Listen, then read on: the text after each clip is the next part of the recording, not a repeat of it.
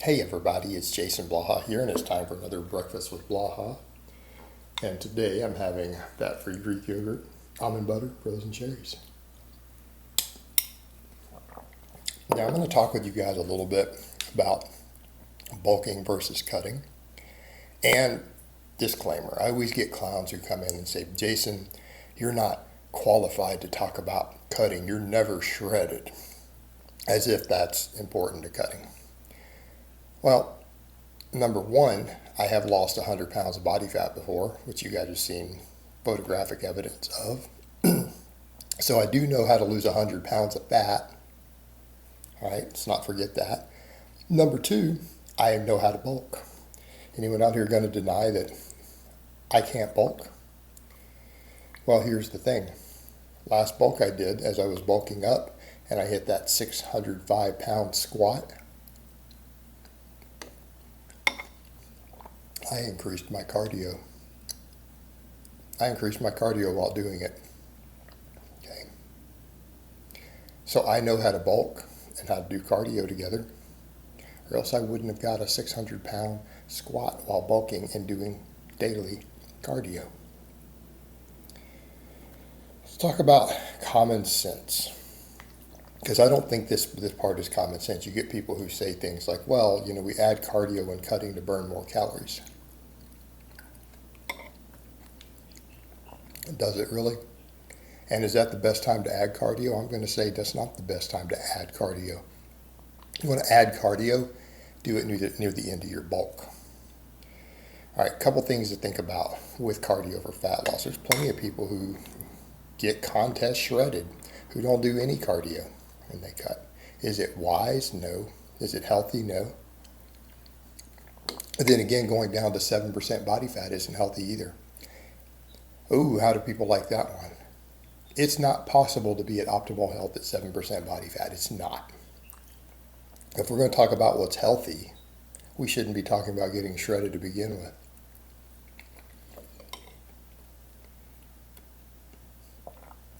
But cutting on no cardio is not healthy. People do it. I wouldn't recommend it. But should you be adding cardio? No, it's not going to help you burn that many more calories. It really isn't. Because number one, you're not in a surplus. You don't have training fuel, right? You do not have training fuel to fuel the additional training because you're not eating. All you have is body fat, which is already diminishing. You also don't have all the extra calories to fuel adaptation and recovery. You're doing more work with less recovery, work that you haven't adapted to, and it's harder to adapt. Well, a lot of times we're doing cardio, we're trying to improve work capacity and endurance, cardiovascular capacity, all these things, right? We're trying to increase these things. We adapt to training better when we're eating more. You get a better training response. You get better at what you're doing faster. You try to add cardio when you're in a deficit, you don't get as good at doing cardio as quickly. Therefore, it becomes less efficient. Number two, you add more cardio in. Well, you're less efficient at doing it, so you're going to burn less calories doing it because you haven't adapted to it. You're not going to be able to push it as hard, especially as a new training response. So if you haven't been doing cardio and you add it in, this is not going to go well. Also, adding a bunch of cardio when you cut costs you muscle tissue. Use muscle faster if you're not careful. Number three, people say, well, it's burning more calories, is it? As number one, you're burning less by waiting till you cut to do it. You're not adapting as well. You don't have the training fuel. Because you don't have the training fuel, guess what happens? You burn less calories. You're lazier when you do it.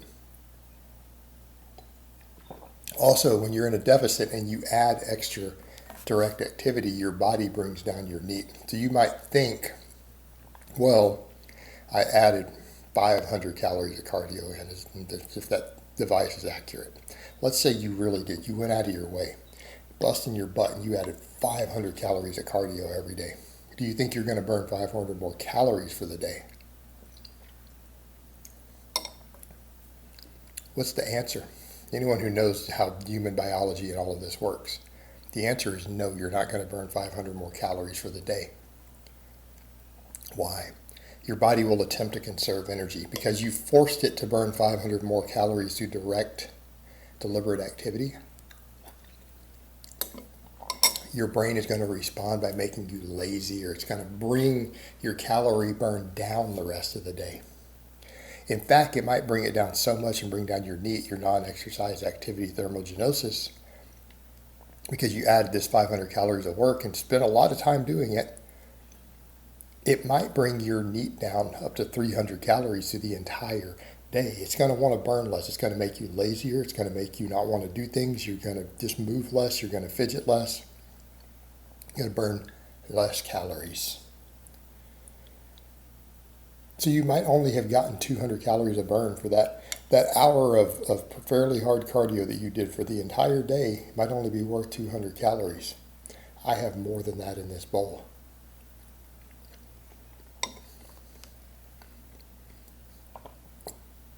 That's like 2 apples, guys, 2 slices of bread, 1 spoonful of peanut butter. Any of those, that's 200 calories. That's what you're going to get for it. Not very substantial, is it? What's the real answer? Fat loss is controlled by diet. I'm not saying activity doesn't matter. I mean, if you're sedentary and don't train, sure. You weight train hard. You're already conditioned. You're burning all the calories you're going to be able to handle.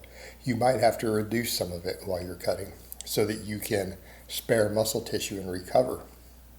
But here's the other thing. You're not going to be adapted to it if you add it when you're cutting. The best time to do cardio is to add it when you're bulking. Okay? It'll make your bulk better. All right, number one, you'll adapt to the cardio quicker. Your work capacity and endurance will go up faster, and you will maintain that, okay, because you've already adapted to it. People seem to be fine with the idea that I tell you, hey, you should work on taking your squat from 400 to 500 during your bulk, not during your cut. They get that, but you say the same thing with another performance element and they don't get it. Like, nuh-uh. It will go better. You'll get better at doing the cardio. Now you'll have the work capacity, just like on the squat, you'll have the strength already when you go into your cut. Have the work capacity when you go into your cut. Be better at doing the cardio. It won't be as taxing for you either because you've adapted. Not a novel training response. Number 2 with that. It's one of the big concerns with bulking. No, it shouldn't be body fat because that's accepted. We know that's part of the bulking process. It's not a bad thing. Decline in health markers, blood work, our lipid profile, fasting glucose, all these things do get worse while we're bulking. What helps improve those? More activity, exercise. Now, quality of your diet can matter there too. How about doing cardio while you're bulking? How do you like that? Be healthier while you bulk. You'll offset some of the negative health markers. It's a win-win, guys. You add your cardio when you're bulking, not when you're cutting. And you leave in the amount you need when you're cutting. All right, guys, but that's really all I have to say on that today. I hope it's been informative, and I will talk to you guys next time.